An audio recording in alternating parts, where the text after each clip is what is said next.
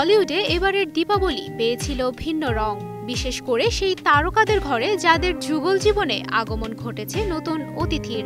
উৎসবও তাই সেজেছিল নানা রঙের আবেগ আর অনুভূতির গল্পে। এই যেমন দীপিকা রণবীর।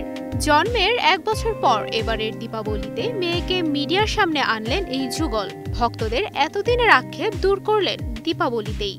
মা মেয়ের গাঢ় লাল রঙের ম্যাচিং জামা, রণবীরের ক্রিম রঙের শেরওয়ানি আর সেই সঙ্গে দুয়ার পনিটেইল এবং হাসি হৃদয় কেড়েছে দীপিকা রণবীর ভক্তদের, বাড়িয়েছে উৎসবের আনন্দও। অন্যদিকে বলিউড অভিনেত্রী পরিণীতি চোপড়া এবং রাজনীতিবিদ রাঘব চাড্ডার ঘরে এসেছে তাদের প্রথম সন্তান।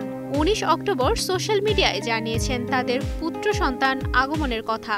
লিখেছেন, অবশেষে সে এসে গিয়েছে, আমাদের পুত্র সন্তান।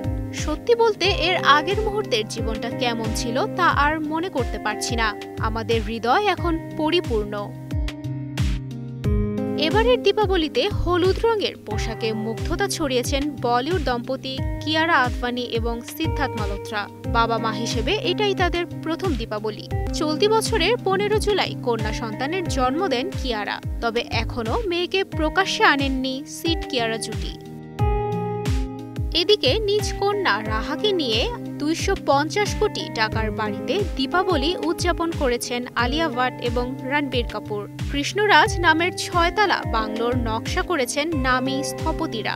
এরই মধ্যে তারকাদের বিলাসবহুল বাড়ির তালিকায় জায়গা করে নিয়েছে এই বাংলো, যেখানে রাহার দাদি নিতু কাপুরও থাকবেন নাতনির সঙ্গেই। তবে দীপাবলির মতো এমন উৎসবমুখর পরিবেশেও পিছু ছাড়েনি শোকের ছায়া।